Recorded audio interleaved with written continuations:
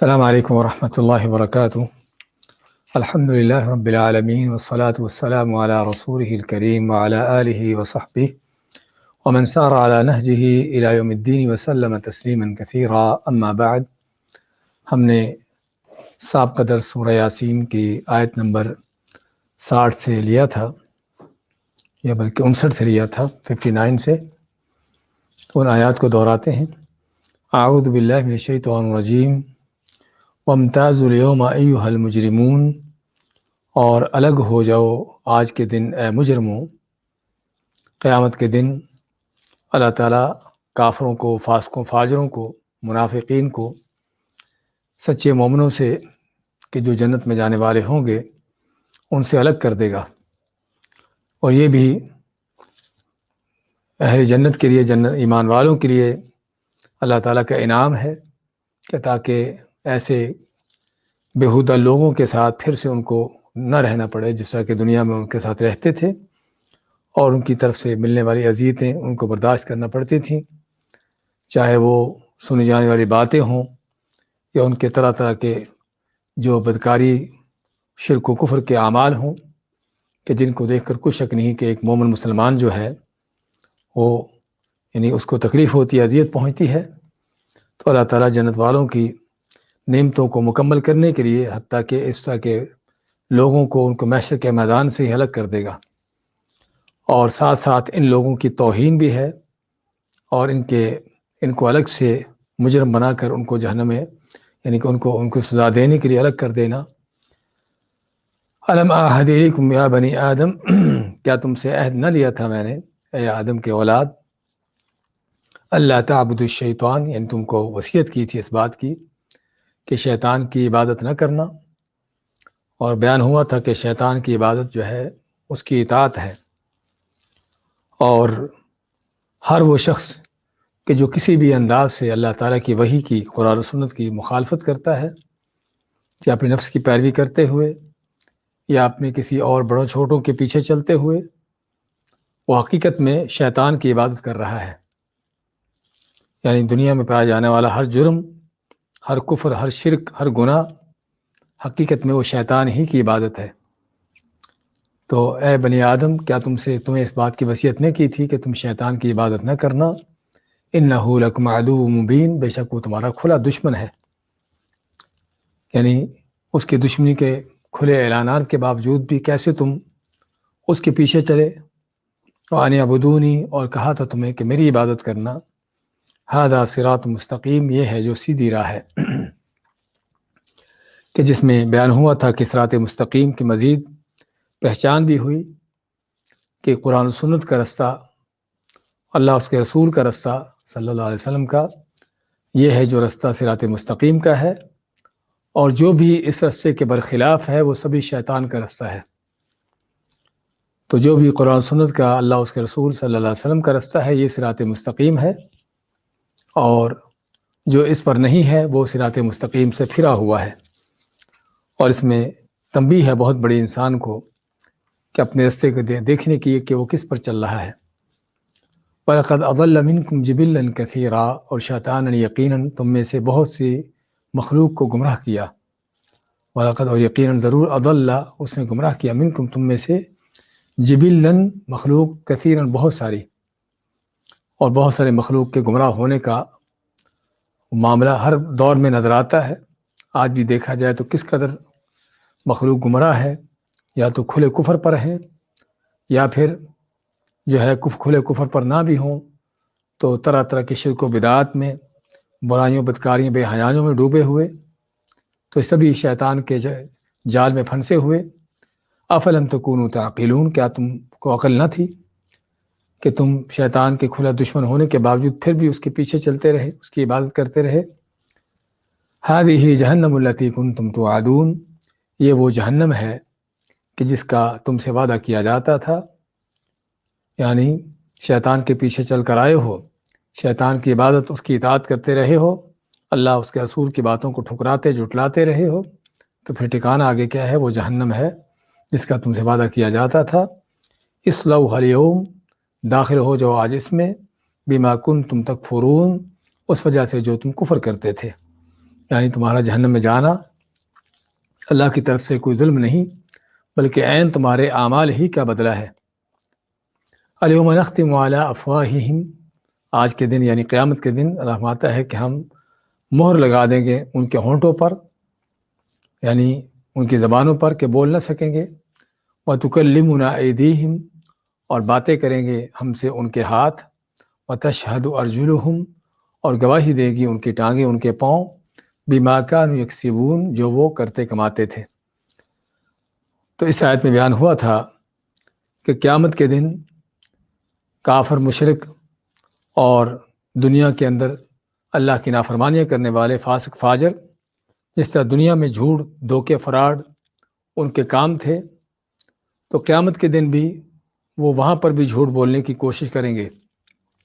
بلکہ حتیٰ کہ اپنے شرک کا ہی صاف انکار کر دیں کہ ہم تو شرک کیا ہی نہیں، اور اللہ کے ہاں بھی قسمیں کھا کھا کر بتائیں گے کہ ہم نے یہ گناہ نہیں کیے، تو اللہ تعالیٰ پھر ان کے منہوں پر، زبانوں پر مہر لگا دے گا، اور ان کے اعضاء ہی بول بول کر بتائیں گے کہ ہم نے کیا کیا ہے۔ اور اس میں اس حدیث کا بیان ہوا تھا کہ جس میں یہ کافر انسان اللہ تعالیٰ سے کہے گا کہ میں اپنے سوا کسی اور کی گواہی قبول نہیں کرتا، تو اللہ تعالیٰ پھر اس کے اعضاء ہی کو گواہ بنا کر کھڑا کر دے گا، اور جس میں بہت بڑی تنبیہ ہے انسان کے لیے کہ اگر اس کے اعضاء ہی قیامت کے دن اس کے خلاف گواہی دینے پر کھڑے ہو گئے تو پھر کون ہے، یا کس طرح سے اس کا رستہ ہے، یا کیا اس کے نجات کا کیا رستہ ہوگا، کس طرح بچ سکے گا۔ اور بیان ہوا تھا کہ بعض آیتوں میں یہ بھی آتا ہے کہ ان کی زبانیں گواہی دیں گی، تو اس کے اور اس آیت کے درمیان کوئی خلاف نہیں، اختلاف نہیں، کہ جہاں پر جو مہر لگانے کا اور دوسری آیت میں کہ ان کی زبانیں گواہی دیں گی، تو ایک وقت میں اللہ ان کی زبانوں کو بند کر دے گا، اور دوسرے وقت میں اللہ ان کی زبانوں کو چلائے گا، لیکن زبانیں ان کے اختیار سے نہیں چلیں گی، بلکہ چلیں گی حق کے ساتھ، جو انہوں نے کیا ہوگا اس کو بیان کریں گے، کیونکہ جب ہر عضو جو ہے جو کچھ اس نے کیا ہے وہ بیان کرے گا، تو ظاہر بات زبان کی باتیں بھی تو بیان ہوں گی، تو زبان پھر وہی کچھ بیان کرے کہ جو انسان نے کیا ہوگا، تو اس وقت انسان کو جھوٹ بولنے کی جو ہے وہ، یعنی کہ اس کے لیے فرصت نہ، اس کے لیے موقع نہ ہوگا۔ یہ تھا ہمارا سابقہ درس، اس کے بعد آگے لیتے ہیں۔ اعوذ باللہ من الشیطان الرجیم، وَلَوْ نَشَاءُ لَطَمَسْنَا عَلَىٰ أَعْيُنِهِمْ فَاسْتَبَقُوا الصِّرَاطَ فَأَنَّىٰ يُبْصِرُونَ وَلَوْ نَشَاءُ لَمَسَخْنَاهُمْ عَلَىٰ مَكَانَتِهِمْ فَمَا اسْتَطَاعُوا مُضِيًّا وَلَا يَرْجِعُونَ وَمَن نُّعَمِّرْهُ نُنَكِّسْهُ فِي الْخَلْقِ أَفَلَا يَعْقِلُونَ وَمَا عَلَّمْنَاهُ الشِّعْرَ وَمَا يَنبَغِي لَهُ إِنْ هُوَ إِلَّا ذِكْرٌ وَقُرْآنٌ مُّبِينٌ لِيُنذِرَ مَن كَانَ حَيًّا وَيَحِقَّ الْقَوْلُ عَلَى الْكَافِرِينَ۔ وَلَوْ نَشَاءُ، اور اگر ہم چاہیں، لَطَمَسْنَا عَلَىٰ أَعْيُنِهِمْ، طمس کے معنی ہوتا ہے کسی چیز کو مٹانا، تو ہم مٹا دیں ان کی آنکھوں پر، اور اعلیٰ کا لفظ یہاں پر آنے سے مزید اس کے اندر معنی بڑھ گیا کہ ان کی آنکھوں کلی طور پر ان کو مٹا دیں، ان کو ختم کر دیں۔ فَاسْتَبَقُوا الصِّرَاطَ، پس وہ رستے کی طرف بڑھیں، فَأَنَّىٰ يُبْصِرُونَ، لیکن کیسے دیکھ سکیں گے جب آنکھیں ہی نہیں ہوں گی، نظر ہی نہیں آتا ہوگا، تو رستے کی طرف بڑھیں گے تو صحیح، لیکن دیکھنے کے لیے کوئی ان کے پاس کوئی رستہ نہیں ہوگا۔ وَلَوْ نَشَاءُ، اور اگر ہم چاہیں، لَمَسَخْنَاهُمْ، تو ہم مسخ کر دیں، ان کی صورتیں بدل دیں، ان کی شکلیں بگاڑ دیں،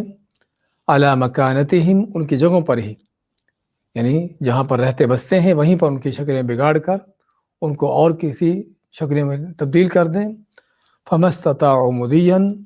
پس نہ وہ آگے چلنے کی طاقت رکھیں، وَلَا يَرْجِعُونَ، اور نہ لوٹ سکیں۔ وَمَن نُّعَمِّرْهُ نُنَكِّسْهُ فِي الْخَلْقِ، اور جسے ہم زیادہ عمر دیتے ہیں، لمبی عمر دیتے ہیں، نُنَكِّسْهُ فِي الْخَلْقِ، تو ہم اس کو پلٹا دیتے ہیں، الٹا دیتے ہیں مخلوقات میں، اس کی بناوٹ میں، اس کی بناوٹ کو الٹا پلٹا دیتے ہیں۔ افلا یعقلون، تو کیا پس یہ لوگ عقل نہیں کرتے، سمجھتے نہیں ہیں۔ وما علمناہ الشعر،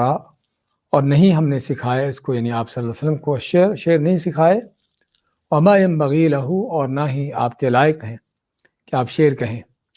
ان ہوا نہیں ہے وہ الا مگر ذکر نصیحت و قرآن مبین، اور قرآن ہے واضح کھلا، لینذر من کان حیا، تاکہ اس سے ڈرائیں اس کو جو زندہ ہو، ویحق القول، اور بات ثابت ہو جائے ان پر علی الکافرین، جو انکار کرنے والے کافر ہیں۔ سورہ یاسین کی آیت نمبر 66 سے 66 سے 70 تک کی تلاوت اور ترجمہ پیش کیا گیا ہے۔ فرمایا اللہ تعالیٰ نے وَلَوْ نَشَاءُ لَطَمَسْنَا عَلَىٰ أَعْيُنِهِمْ فَاسْتَبَقُوا الصِّرَاطَ فَأَنَّىٰ يُبْصِرُونَ، اگر ہم چاہیں تو ان کی آنکھوں کو مٹا دیں، طمس کے معنی جیسا بتایا ہے کہ کس چیز کو مٹا دینا، عَلَىٰ، اور ویسے تمسنا اعینہم بھی کہا جا سکتا تھا، لیکن اس میں عَلَىٰ اعینہم، عَلَىٰ کا لفظ لانے سے مزید اس کے اندر تاکید پیدا ہوگی کہ ان کی آنکھوں کو کلی طور پر سرے سے مٹا دیں، ان کا نام و نشان بھی باقی نہ رہے۔ یعنی بعض اوقات ہوتا ہے کہ آنکھ مٹنے کا معنی کہ آنکھ اندھی ہو جانا، آنکھ باقی ہے، نظر آتی ہے، لیکن آنکھ اندھی ہے جس سے دیکھا نہیں جاتا، اور آنکھ کلی طور پر مٹنے کا معنی کہ آنکھوں کا نام و نشان ہی ختم ہو جائے، آنکھیں جگہ جہاں ہوتی ہیں وہاں پر آنکھ نام کی کوئی چیز باقی ہی نہ رہے۔ آنکھ اگر باقی ہو تو شاید کہ اس میں دیکھنے کی کوئی قوت پیدا ہو سکتی ہو، لیکن آنکھ سرے سے اس کا وجود ہی ختم ہو جائے تو پھر دیکھنے کا کوئی رستہ بھی نہیں۔ تو یہاں پر اللہ تعالیٰ نے اس انداز سے بیان کیا کہ ہم چاہیں تو ان کی آنکھوں کو مٹا دیں، کلی طور پر ان کو ختم کر دیں، اور اس میں اس بات کا بیان ہے کہ اگر لوگوں کے گناہوں پر اللہ تعالیٰ پکڑ کرنا چاہے تو فوری طور پر پکڑ کر سکتا ہے، اس آیت میں اور اگلی آیت میں بھی، کہ اللہ تعالیٰ اگر لوگوں کے گناہوں پر پکڑ کرنا چاہے تو اللہ تعالیٰ کو مشکل نہیں فوری طور پر پکڑ کرنا اور ان کو فوری طور پر سزا دے دینا۔ ادھر آدمی کوئی جرم کرے، کوئی گناہ کرے، اللہ کی نافرمانی کرے، اور ادھر ہی ساتھ ہی اللہ تعالیٰ کی طرف سے فوراً اس کے اوپر کوئی عذاب کا کوڑا برسے، اور فوری طور پر جو ہے اس کے کیے ہوئے جرم کا اس کو سزا دے دی جائے۔ اور اگر یہ چیز ہو جاتی تو پھر دنیا کا دار ابتلاء، امتحان ہونے کا مقصد ختم ہو جاتا۔ ہاں کبھی کبھار اللہ تعالیٰ کچھ نہ کچھ مجرم کو، ظالم کو اس کے جرم کی سزا دیتا ہے، لیکن وہ اصل حقیقی سزا نہیں ہوتی، وہ پوری سزا نہیں ہوتی، وہ صرف اور صرف ایک تنبیہ ہوتی ہے، ایک وارننگ ہوتی ہے اس کو، اور جیسے دوسروں کو جگانے کے لیے، ان کو یعنی کہ تھوڑا وارننگ دینے کے لیے، ورنہ اصل سزا جو ہے وہ آخرت میں ہے۔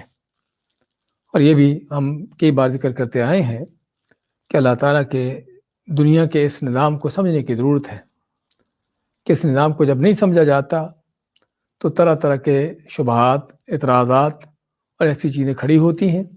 کہ اللہ تعالیٰ نے کیسے ظالم کو ڈھیل دی ہوئی ہے، کیسے مشرک کو چھوڑا ہوا ہے، کیسے اپنے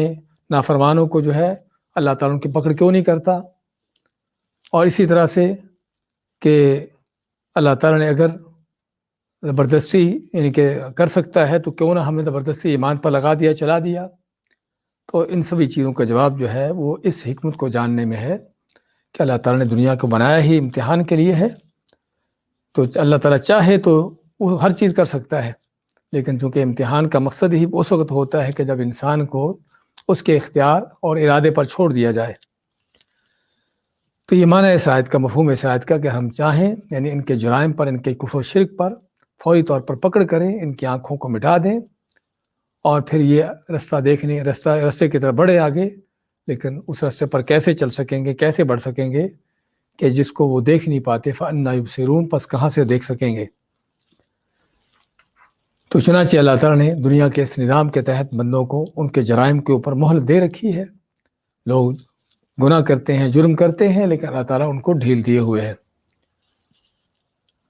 وَلَوْ نَشَاءُ لَمَسَخْنَاهُمْ عَلَىٰ مَكَانَتِهِمْ، اور اگر ہم چاہیں تو ہم ان کو مسخ کر دیں ان کی جگہوں پر ہی۔ مسخ کا معنی کیا ہوتا ہے کہ کسی کی شکل کو بگاڑ دینا، کسی کی شکل کو بگاڑ کر اس کو اور کوئی شکل دے دینا،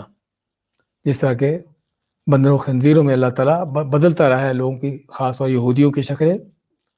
وَجَعَلَ مِنْهُمْ قِرَدًا وَخَنَازِيرَ، کہ اللہ تعالیٰ نے جن میں بندر اور خنزیر سور بنائے،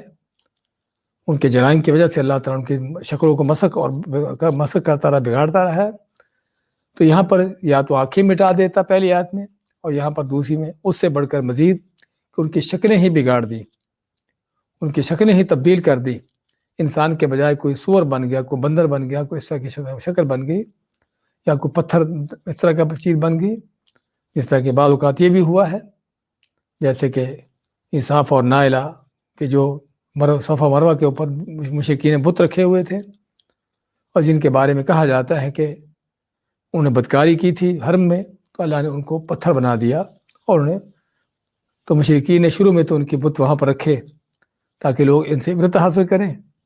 لیکن شیطان نے آگے چل کر آنے والوں کو انہی بتوں کی پوجا پر لگا دیا۔ اگر یہ واقعہ تاریخی طور پر ثابت ہے تو یہاں پر لوگوں کی حماقتوں کا اندازہ ہوتا ہے، اور شیطان کے جال اس کے جو ہے یعنی کہ جو سخت ترین ہتھ کنڈے ہیں لوگوں کو گمراہ کرنے کے، اس کا اندازہ ہوتا ہے کہ کیسے ان مجرموں کو کہ جن کو مسخ کیا گیا تھا اور جن کے بت جو ہے اسی رکھے گئے تھے تاکہ لوگ ان سے عبرت حاصل کریں، انہی کی پوجا پر لگا دیا، اور ایسے ہوتا چلا آ رہا ہے۔ تو میں کہ ہم چاہیں تو ان کی شکلوں کو مسخ کر دیں، اعلیٰ مکانتہم، مکان کے مؤنث ہے، یعنی ان کی جگہوں پر ہی کہ جہاں پر رہتے بستے ہیں وہیں پر ان کی شکلیں بگاڑ کر ان کو اور شکلیں دے دیں، بندر و سور میں تبدیل کر دیں، پتھر بنا دیں۔ تو چنانچہ فمستطاعوا مضیا ولا یرجعون، تو اب جب ایسا ہو جائے تو نہ تو ان کو آگے بڑھنے کا کوئی آگے بڑھ سکیں اور نہ پیچھے سے لوٹ کے گھروں کو جا سکیں، بلکہ وہیں پر مسخ ہو کے، اور اللہ تعالیٰ جس قوم کو بھی مسخ کرتا رہا ہے اس کو ہلاک کر دیتا تھا۔ یعنی یہ نہیں کہ مسخ ہونے کے بعد بھی وہ قومیں زندہ رہتی اور ان کے آگے نسلیں چلتی، بلکہ جس طرح کے بعد روایات میں ہے کہ اللہ تعالیٰ نے جس قوم کو مسخ کیا ہے ان کو 3 دن سے زیادہ پھر مہلت نہیں دی، ان کو ہلاک کر دیا، ان کو ختم کر دیا۔ تو چنانچہ اللہ تعالیٰ چاہے تو ان کی شکلیں ہی بگاڑ دے ان کی جگہوں پر جہاں رہتے بستے ہیں، اور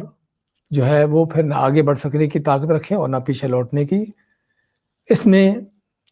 یعنی کہ ایک طرف تو اللہ تعالیٰ کی قدرتوں کا بیان ہے، جو ہم اللہ تعالیٰ کا مرنے کے بعد دوبارہ لوگوں کو زندہ کرنا اور مرنے کے بعد دوبارہ ان کو اٹھانا، اس عقیدے کو بار بار بیان کیا گیا ہے۔ اس میں اس کا بیان بھی ہے کہ اللہ تعالیٰ کی کیا قدرتیں ہیں، کیا طاقتیں ہیں، اور اللہ تعالیٰ کیا کچھ کر سکتا ہے۔ اور اس میں اس بات کا بیان بھی ہے اور انسان کو تنبیہ ہے کہ جس اللہ نے تم کو یہ قدرتیں، یہ قوتیں، یہ صلاحیتیں دی ہیں دیکھنے کی، سننے کی، اور یہ ساری قوتیں، وہ اللہ تعالیٰ جب چاہے ان قوتوں کو چھین بھی سکتا ہے، بلکہ ان کو پلٹا بھی سکتا ہے۔ تو جس میں انسان کو تنبیہ ہے کہ وہ کبھی بھی دنیا کے اندر ملی ہوئی چیزیں جو ہیں، نعمتیں ہیں، ان پر جو ہے وہ یعنی کہ گھمنڈ نہ ہو، ان کے اوپر فخر نہ ہو، اور کبھی بھی ان پر مطمئن ہو کر نہ بیٹھ جائے، بلکہ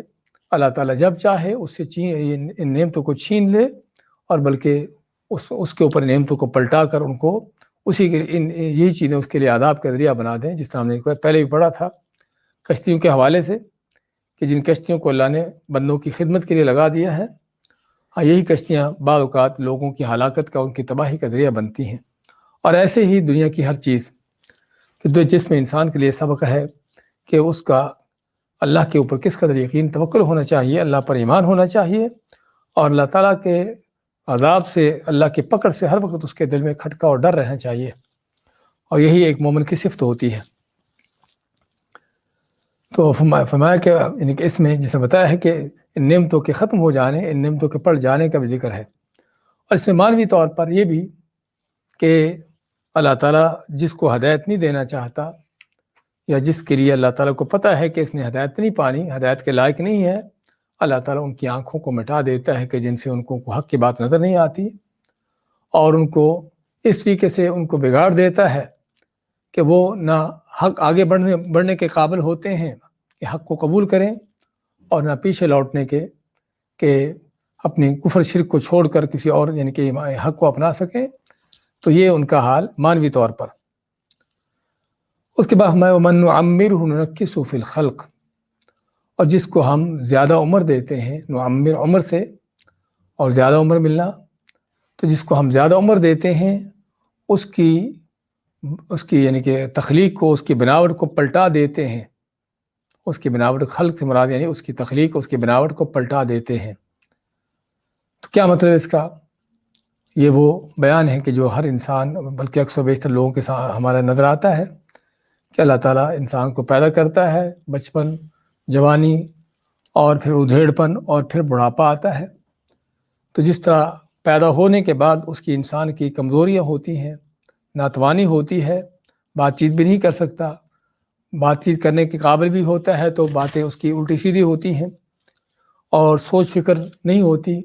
دماغ کمزور ہوتا ہے، اعضاء کمزور ہوتے ہیں، قوتیں نہیں ہوتی. اس طرح بچپن کا یہ معاملہ ہوتا ہے، اور پھر آگے چل کر یہ قوتیں بڑھ جاتی ہیں. تو جوانی میں قوتیں اپنے عروج کو پہنچتی ہیں، لیکن جوانی کے بعد پھر سے یہ قوتیں، یہ صلاحیتیں کمزور ہونا شروع ہو جاتی ہیں، اور حتیٰ کہ آدمی اس بڑھاپے کی ایسی عمر کو جا پہنچتا ہے کہ جس میں نہ کہ صرف اس کی قوتیں کمزور ہو گئیں بلکہ پلٹ گئی. جو بڑے پاؤں مار مار کر، ٹانگیں مار کے چلتا تھا، اب اس کے لیے بستر سے اٹھنا بھی اس کے لیے ممکن نہیں ہوتا، کروٹ بدلنا بھی اس کے لیے بلکہ بعض اوقات ممکن نہیں ہوتی. اور جس کے پاس بڑی قوت صلاحیتوں کا جو دعویٰ کرتا تھا، بڑی ذہانتیں فطانتیں، جو بڑا چالاک تھا، اب جو ہے اس کا دماغ اس قدر ختم ہو جاتا ہے کہ بچوں کی طرح باتیں کرنا، اور بلکہ بچوں سے بڑھ کر بھی الٹی باتیں کرنا شروع کر دیتا ہے، کہ جو لوگوں کے ہاں یعنی کہ ایک طرح کا مزاج بن جاتا ہے. تو یہ انسان کا حال بیان کیا اللہ تعالیٰ نے، تاکہ انسان کو پتہ ہو کہ اس کی ہر چیز اللہ تعالیٰ کی کس طرح قدرت میں ہے، اللہ کے اختیار قبضے میں ہے. اور اللہ تعالیٰ انسان کو جو قوتیں دینے پر قادر ہے، اس کو صلاحیتیں دیتا ہے، وہ جب چاہے یہ صلاحیتیں چھین بھی لے اور پھر سے انسان کو اسی طرح کمزوری میں پلٹا دے. تو فرمایا ومن نعمر ننکسہ فی الخلق، اور جس کو ہم لمبی عمر دیتے ہیں اس کو ہم پلٹا دیتے ہیں، اس کی تخلیق کو، اس کی یعنی کہ خلقت کو، اس کی بناوٹ کو. پلٹانے کا معنی کہ قوت و طاقتوں کی جگہ پر کمزوریاں آ جاتی ہیں، جس طرح کہ اللہ تعالیٰ فرماتا ہے سورۃ الروم میں، اللہ الذی خلقکم من ضعف ثم جعل من بعد ضعف قوة ثم جعل من بعد قوة ضعفا وشیبہ، کہ اللہ تعالیٰ ہے جس نے تم کو پیدا کیا کمزوری کی حالت میں، ثم جعل من بعد ضعف قوة، کہ اس کمزوری کے بعد اللہ نے قوت طاقت دی، ثم جعل من بعد قوة ضعفا وشیبہ، اور پھر اس قوت طاقت کے بعد اللہ نے کمزوری اور جو ہے بڑھاپا ڈال دیا. یخلق ما یشاء، اللہ تعالیٰ پیدا کرتا ہے جس طرح چاہتا ہے، بناتا ہے بندوں کو، چلاتا ہے جس طرح چاہتا ہے. وهو العلیم القدیر، اور بڑا علم والا، یعنی علم رکھنے والا، جاننے والا، قدرت والا ہے. اور دوسری آیت میں اللہ تعالیٰ کا فرمان ثم یخرجکم طفلا ثم لتبلغوا اشدکم، پھر تم کو بچے کی حالت میں پیدا کرتا ہے، پھر تم تاکہ جوانی کو پہنچو. ومنکم من یتوفی، تم میں سے کچھ تو وہ ہیں جو بچپن میں ہی پہلے فوت ہو جاتے ہیں. ومنکم من یرد الی ارذل العمر، اور تم میں سے کچھ وہ بھی ہیں کہ جو عمر کے بڑے کمزوری کے نکمے حصے تک جا پہنچتے ہیں. لکی لا یعلم من بعد علم شیئا، تاکہ بڑا علم رکھنے کے بعد اب اس کے پاس کوئی علم نہ رہے. جو بڑے بڑے ذہین و فطین ہوتے ہیں، بڑے بڑے علم کے علمبردار ہوتے ہیں، اور خصوصاً دنیاوی علم، وہ ایسی عمر کو جا پہنچتے ہیں کہ علم تو کیا بلکہ عام بچوں کی باتیں بھی ان کے لیے ممکن نہیں ہوتی. تو یہ ہے انسان، اس کا حال. تو اللہ فرماتا ہے افلا یعقلون، کیا آپ ایسی عقل نہیں کرتے؟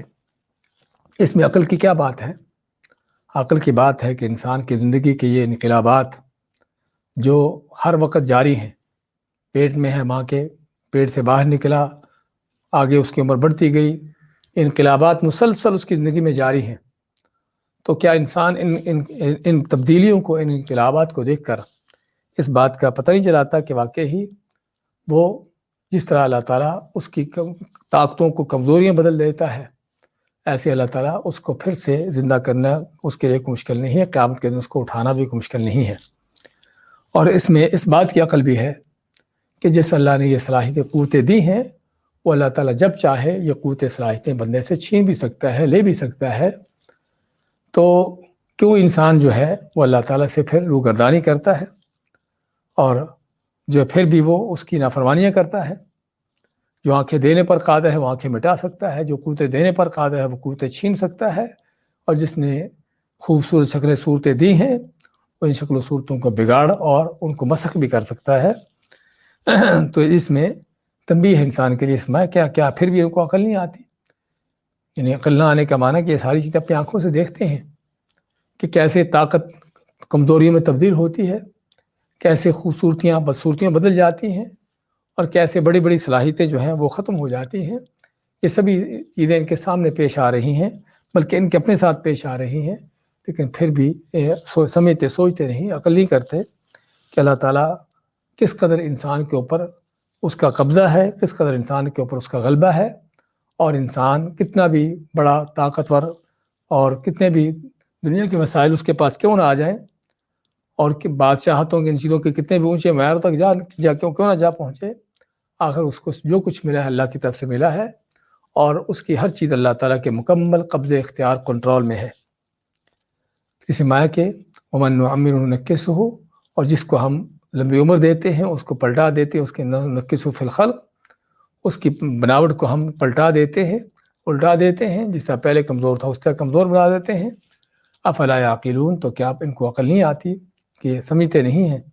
کہ قیامت واقعی اللہ تعالیٰ قیام کرنے پر قادر ہے، اور اللہ تعالیٰ ان کی قوت و صلاحیتوں کو چھین لینے پر قادر ہے۔ وما علمناہ الشعر وما ينبغی لہ، میں کہ نہیں ہم نے آپ کو سکھائے کچھ شعر اور نہ ہی آپ کے لائق ہیں۔ اور یہ جواب ہے، رد ہے مشرکین کا کہ جو نبی کریم صلی اللہ علیہ وسلم کے لائی ہوئی وحی کو شاعرانہ کلام کہتے تھے، اور اسی لیے کیونکہ قرآن کریم کی آیات کو دیکھا جائے تو ہر صورت کی آیتیں ایک ہی انداز سے ختم ہوتی ہیں، عام طور پر ایک ہی انداز سے آیتیں ختم ہوتی ہیں، جو کہ جس طرح کے شعروں کے قافیے ہوتے ہیں ایسے ہی انداز جو ہے آیات کا ہوتا ہے۔ تو مشرکین نے کیا کہا کہ یہ اس طرح سے یہ آیتیں، یہ قرآن، یہ تو شعر ہے، اور اگر شعر ہے تو ہم بھی شعر کہہ سکتے ہیں، یعنی کہ ہم بھی بڑے بڑے شاعر ہیں، اور اس لیے حقیقت میں آپ صلی اللہ علیہ وسلم کا سب سے بڑا معجزہ قرآن ہے، کیونکہ اللہ تعالیٰ نے ہر زمانے میں ہر نبی کو وہ معجزہ دیا جو اس وقت کے لوگوں کے لیے چیلنج ہوتا تھا۔ موسیٰ علیہ السلام کے زمانے میں جب جادو اپنے عروج پر تھا، زوروں پر تھا، اور لوگ جو ہیں جادو کے ذریعے بڑے بڑے کرشمے دکھاتے، تو اللہ نے موسیٰ علیہ السلام کو اس جادو کے توڑ میں عصا دیا کہ جو اس سے کہیں ان کے سارے جادو کو جو ہے وہ باطل بنانے والا تھا۔ اور اسی طرح سے ہر زمانے کے انبیاء کو ان کے دور کے مطابق ہی اللہ نے معجزے دیے۔ تو رسول کریم صلی اللہ علیہ وسلم کے زمانے میں بھی، جو کہ خصوصاً عرب کے لوگ جو کہ آپ کی علاقہ ہے اور آپ کی قوم ہے، تو ان کے ہاں شعر و شاعری ہوتی، فصاحت و بلاغت کے بڑے جو ہے مقابلے ہوتے، تو اللہ تعالیٰ نے ان کے اس مقابلے میں اللہ نے ایسا قرآن نازل کر دیا کہ جو سارے ان کے شعر و شاعریوں کے، ان کے ادب اور ان چیزوں کے مقابلوں کو سبھی کو جو ہے وہ زیر کرنے والا، ان کو سبھی کو جو ہے یعنی ان پر غالب آنے والا۔ تو فرمایا کہ وما علمناہ الشعر، کہ ہم نے آپ کو کوئی شعر نہیں سکھایا، جو آپ کو جو تم شاعر کہتے ہو اور آپ کے کلام کو شاعرانہ کلام کہتے ہو، تو ہم نے آپ کو شعر سکھایا ہی نہیں۔ وما علمناہ الشعر وما ينبغی لہ، نہ آپ کے لائق ہے، نہ آپ کے لائق ہے آپ شعر کہیں۔ حالانکہ آپ صلی اللہ علیہ وسلم عبد المطلب کے آل میں سے ہیں کہ جو سبھی کے سبھی اپنی شاعرانہ کلام و ان چیزوں کے اندر ان کی شہرت تھی، معروف تھے، لیکن نبی کریم علیہ السلام اللہ ماتا ہے کہ نہ تو آپ شاعر ہیں، نہ آپ کو شعر سکھائے ہیں، اور نہ ہی آپ کے لائق ہے کہ آپ شعر کہیں۔ اسی لیے ہم دیکھتے ہیں کہ نبی کریم صلی اللہ علیہ وسلم نے کبھی شعر نہیں بولے، ہاں کبھی آپ نے کوئی ایسے جملے بول دیے ہوں کہ جن جملوں کا ایک ہی انداز سے ختم ہونا ہو، ایک ہی انداز سے ان کا قافیہ ہو، تو ممکن ہے کسی کو اس غلط فہمی ہو کہ یہ شعر ہے، لیکن وہ شعر ہوتا نہیں ہے، کیونکہ شعراء کے حوالے سے سورہ شعراء میں ہم پڑھ چکے ہیں، اللہ تعالیٰ نے عموماً ان کی مذمت کی ہے۔ والشعراء یتبعهم الغاوون الم تر انہم فی کل واد یہیمون وانہم یقولون ما لا یفعلون، کہ شعر کا انداز ہی کیا ہوتا ہے کہ شعر اس وقت تک اپنے حسن و جمال پاتا ہی نہیں جب تک اس کے اندر جھوٹ نہ ہو، اس کے اندر مبالغہ آرائی نہ ہو، اس میں خیالی پلاؤ، خیالی پروازیں اور فرضی نکتے اور اس طرح کی چیزیں نہ ہوں، اور بلکہ حتیٰ کہ شعر کے اندر جب تک جو ہے وہ غزلیں اور بدکاری فحاشی کا انداز نہ ہو، اس وقت تک وہ شعروں کا مزہ ہی نہیں آتا شاعروں کو۔ اس لیے شاعرانہ کلام کے اندر عموماً اس طرح کی چیزیں پائی جاتی ہیں۔ تو کیسے ممکن ہے کہ نبی کریم صلی اللہ علیہ وسلم، اللہ کے برگزیدہ ہستی، نبیوں کے سردار اور امام، ایسی باتیں کہیں جو شعروں کے اندر اس طرح کی قباحتیں ہوتی ہیں، آپ کی زبان پر بھی کوئی ایسی چیزیں آ سکیں؟ تو اس لیے آپ کا شاعر ہونا اور شعروں سے آپ کی نفی کی جانا حقیقت میں بہت بڑی بات ہے، یہ نہیں کہ معمولی سی چیز ہے، کیونکہ آپ کو شاعر کہہ دینے کے اندر اتنا بڑا بہتان ہے کہ جس کا معنی یہ ہے کہ آپ بھی اسی طرح کی گندگیوں اور بےہودگیوں کے اندر پڑے ہیں کہ جس میں شاعر پڑے ہوتے ہیں، نعوذ باللہ۔ ایسی چیز نہیں، آپ کی لاہی وحی اور شعروں کے اندر آسمان و زمین کا فرق ہے کہ وحی کی تعلیمات جو اللہ کی توحید پر، عظیم اخلاق و کردار پر مبنی ہے، اس کے الفاظ بھی، اس کی عبارتیں بھی اسی چیز کی دلالت ہے، اور اس کے مد مقابل شاعرانہ کلام کے بارے میں جو ذکر کیا ہم نے، اس کے اندر کیا بےہودگی، کیا گندگی، کیا اس طرح کی چیزیں ہیں، تو دونوں کو ایک بنا دینا یہ کسی احمق بیوقوف کا کام ہی ہے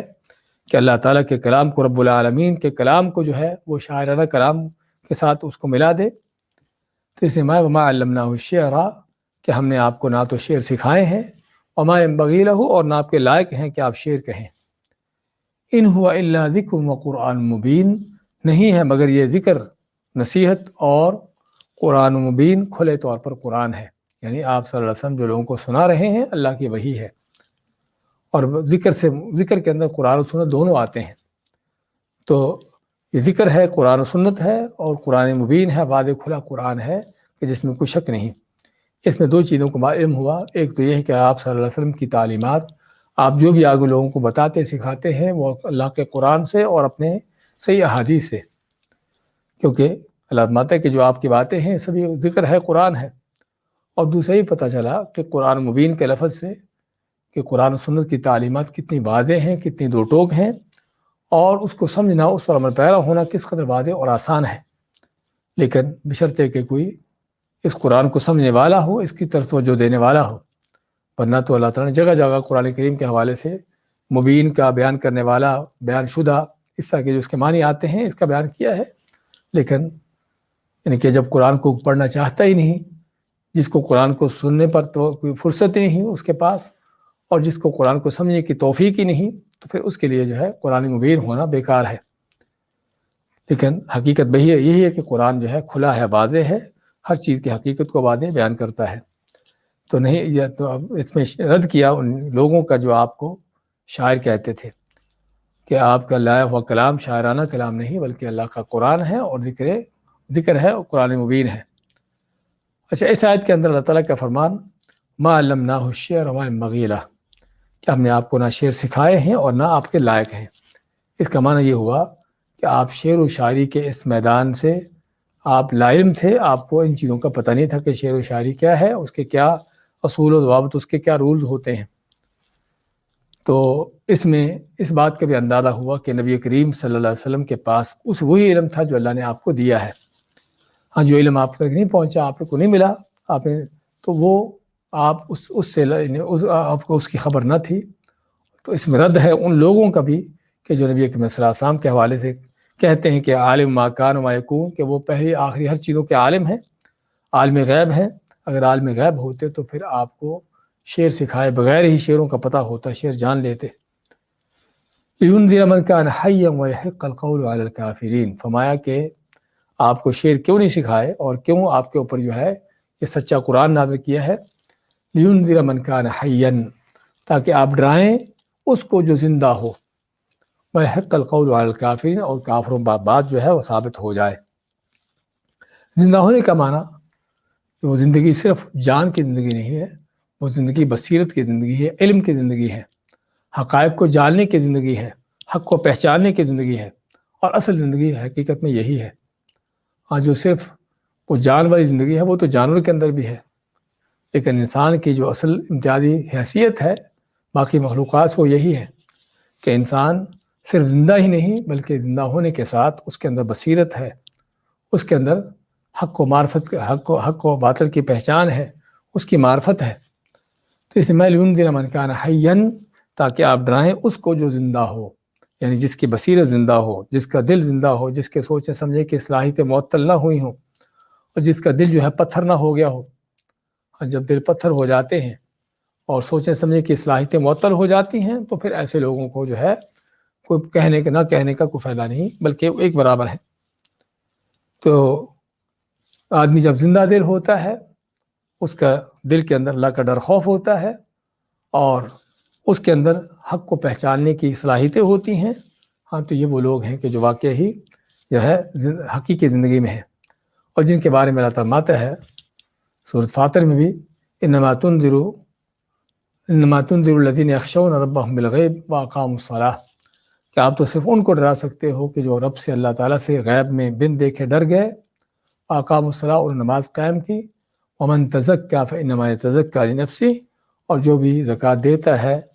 یا تزکیہ کرتا ہے اس کے زکوٰۃ دینا یا تزکیہ کرنا اپنے آپ ہی کے لیے ہے،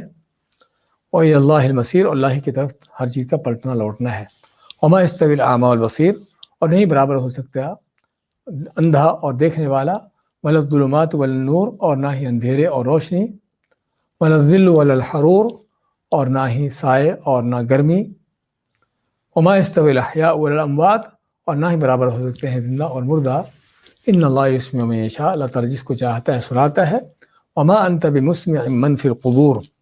اور آپ نہیں سنا سکتے جو قبروں میں ہیں، یعنی قبر والوں کو اپنی باتیں نہیں سنا سکتے ہو آپ۔ اور یہ کس کو خطاب ہے؟ رسول کریم صلی اللہ علیہ وسلم کو ہے کہ اگر آپ قبر والوں کو اپنی باتیں نہیں سنا سکتے تو آپ کے بعد پھر کون بڑا چھوٹا ہے جو یہ کام کر سکتا ہو؟ ہاں اللہ تعالیٰ ہے اپنی حکمت سے جب چاہے کوئی چیز کسی کو سنا دے، سکھا دے، مردوں میں سے بھی اللہ تعالیٰ کسی کو زندہ بھی کرتے بلکہ، لیکن یہ سارے اختیارات اللہ کے ہیں، اور اس میں اللہ تعالیٰ کی حکمتیں ہیں کہ اس میں کیا ہے۔ تو محق لینذر من کان حیا ویحق القول، تو اس میں یہ بھی پتہ چلا کہ قرآن و سنت سے استفادہ کرنے والا کون آدمی ہے کہ جس کے اندر بصیرت ہو، جس کی قوتیں صلاحیتیں معطل نہ ہوئی ہوں، بلکہ ان قوتوں صلاحیتوں سے کام لے کر حق کو پہچانے، تو اصل یہ ہے جو زندہ ہے۔ تو اور پتہ چلا کہ حق کو پانے کے لیے اس زندگی کی ضرورت ہے کہ جو حقیقی زندگی ہے اور جو علم و معرفت کی زندگی ہے۔ وَيَحِقَّ الْقَوْلُ عَلَى الْكَافِرِينَ، اور جو زندہ نہیں ہے، جس کا دل مردہ ہے، جس کی آنکھیں اندھی ہیں اور جس کی صلاحیتیں معطل ہیں، ہاں پھر ان کے لیے کیا ہے؟ ان کافروں کے لیے یحق القول، بات ثابت ہو جائے۔ ثابت ہونے کا معنی اللہ تعالیٰ نے جو پہلے سے کہہ دیا تھا کہ لَأَمْلَأَنَّ جَهَنَّمَ، میں جہنم کو بھر کے رکھوں گا تم سبھی سے، تو اللہ تعالیٰ کا وعدہ وہ سچا ہو جائے کہ جب کثرت سے لوگ جو ہے دین و ایمان سے دور ہوں، حق سے پھرے ہوں، تو پھر ظاہری بات ہے کہ گناہیاں زیادہ ہوں گی، اور گناہ لوگوں کا مسلط ہو جانے سے مزید گناہیاں بڑھیں گی۔ تو اس میں کہ وَيَحِقَّ الْقَوْلُ عَلَى الْكَافِرِينَ، اور کافروں پر جو ہے بات ثابت ہو جائے، حق ہو جائے کہ جو اللہ نے فیصلہ کیا تھا وہ ان پر پورا ہو جائے۔ دوبارہ دیکھیں آج کی آیتوں کو۔ وَلَوْ نَشَاءُ لَطَمَسْنَا عَلَىٰ أَعْيُنِهِمْ، اور اگر ہم چاہیں تو ان کی آنکھوں کو مٹا دیں، کلی طور پر مٹا دیں۔ فَاسْتَبَقُوا الصِّرَاطَ، پس وہ بڑے رستے کی طرف، فَأَنَّىٰ يُبْصِرُونَ، پس وہ کہاں سے دیکھ سکیں گے۔ وَلَوْ نَشَاءُ لَمَسَخْنَاهُمْ عَلَىٰ مَكَانَتِهِمْ، اور اگر ہم چاہیں تو ہم ان کو مسخ کر دیں، بگاڑ دیں ان کی شکلوں کو ان کی جگہوں پر ہی۔ فَمَا اسْتَطَاعُوا مُضِيًّا، پس نہ طاقت رکھتے ہیں آگے بڑھنے کی، وَلَا يَرْجِعُونَ، اور نہ ہی پیچھے لوٹنے کی۔ وَمَن نُعَمِّرْهُ نُنَكِّسْهُ، اور جسے ہم لمبی عمر دیتے ہیں اس کو اس کی بناوٹ کو پلٹا دیتے ہیں۔ افلا تعقلون، تو افلا یعقلون، تو کیا پس یہ لوگ عقل نہیں کرتے؟ تو اب اس کی بناوٹ پلٹانے کا معنی جو ذکر ہوا ہے کہ قوتیں صلاحیتیں ساری کمزوری میں تبدیل ہو جاتی ہیں، عزت و وقار سارے چھن جاتے ہیں، اور انسان کے اندر جو بڑی بڑی قوتیں طاقتیں ختم ہو جاتی ہیں۔ وما علمناہ الشعر، اور آپ کو نہیں ہم نے سکھائے کوئی شعر، وما ينبغي له، اور نہ ہی آپ کے لائق ہیں کہ آپ شعر کہیں۔ ان هو الا ذکر و قرآن مبین، نہیں ہے مگر یہ ذکر اور کھلا قرآن ہے۔ لینذر من کان حیا، تاکہ آپ ڈرائیں اس سے کہ جو زندہ ہو، ویحق القول علی الکافرین، اور کافروں پر بات جو ہے وہ ثابت ہو جائے۔ بارک اللہ فیکم۔